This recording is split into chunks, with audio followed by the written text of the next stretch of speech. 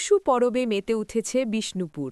রাতভর টুসুর জাগরণের পর অবশেষে আনন্দ উৎসবের ও নাচে গানের মধ্যে দিয়ে টুসুকে বিদায় জানানোর পালা। চৌদাল বিসর্জন হবে বিষ্ণুপুরের ঐতিহ্যের যমুনা বাঁধে। টুসু পরব হল বাংলা, বিশেষত পুরুলিয়া, বাঁকুড়া ও মেদিনীপুরের একটি কৃষিভিত্তিক লোক উৎসব, যা অগ্রহায়ণ মাসের শেষ থেকে শুরু হয়ে পৌষ সংক্রান্তি পর্যন্ত চলে, যেখানে কুমারী মেয়েরা টুসু নামে এক লৌকিক দেবীকে পূজা করে, টুসু গান গায় এবং মকর সংক্রান্তিতে নদী বা পুকুরে বিসর্জন দেয়। বিষ্ণুপুরের মেয়েরা ১ মাস ধরে টুসুমাকে পুজো করে আসছে।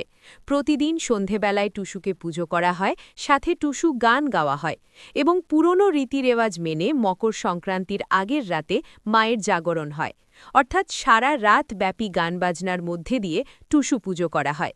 সকালবেলায় টুসুর ভেলা অর্থাৎ চৌদাল বিসর্জন করতে হয়।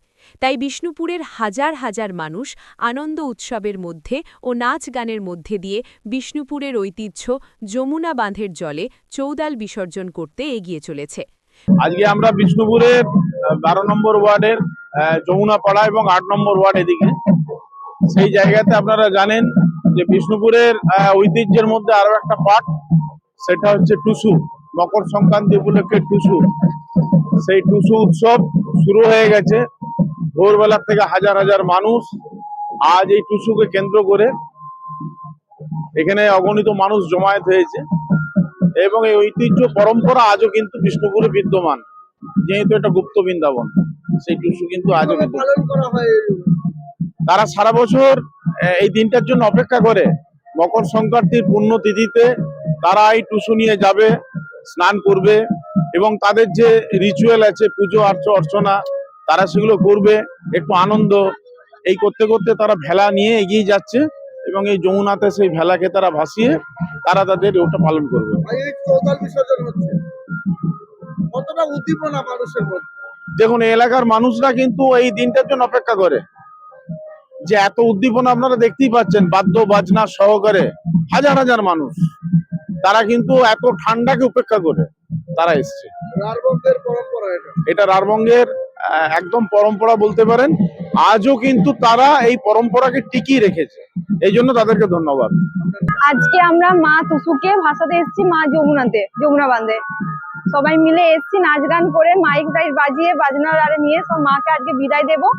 কাল 1 মাস ধরে মকর সংক্রান্তি যেদিন 1 মাস হয়ে ধরে মাকে সব আয়োজন করে টুসুকে জল দেওয়ার, রেগুলার জল দেওয়ার, সন্ধ্যাবেলায় মায়েরকে মুড়ি, তারপর হচ্ছে বাতাসা, নুকুলদানা দিয়ে মাকে সব আয়োজন করা হয়। সারা রোজ টুসু বলা হয় সন্ধ্যাবেলায়। আর মাকে সবাই মিলে গিয়ে নতুনত্ব জিনিস করানো হয়, খিচুড়ি যেমন, তারপরে হচ্ছে মূলা মুড়ি, এসব মাকে নতুনত্ব জিনিস দেওয়া হয়। সঙ্গে টুসু বলা হয় সবাই মিলে, যারা আমাদের থেকে বয়স্ক আছে তারা সব টুসু বলে সারা রাত জেগে। আর হচ্ছে সারা রাত ধরে, কাল সারা রাত সবাই মিলে টুসু বলা হয়েছে। হ্যাঁ, জাগরণ ছিল। সবাই মিলে যারা বয়স্ক আছে তারা সব মিলে টুসু বলেছে সারা রাত জেগে। হ্যাঁ, মকরের আগের দিন। আর আজ সব সকালবেলায় মাকে সাজিয়ে আর করে ভাসানো হবে, মাকে বিদায় দেওয়া হবে। হ্যাঁ, কষ্ট তো হচ্ছে। আবার একটা বছর অপেক্ষা করতে হবে মায়ের জন্য।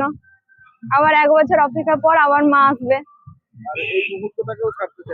না, এই মুহূর্তে আনন্দ হচ্ছে কিন্তু খারাপও লাগছে। আবার একটা বছর।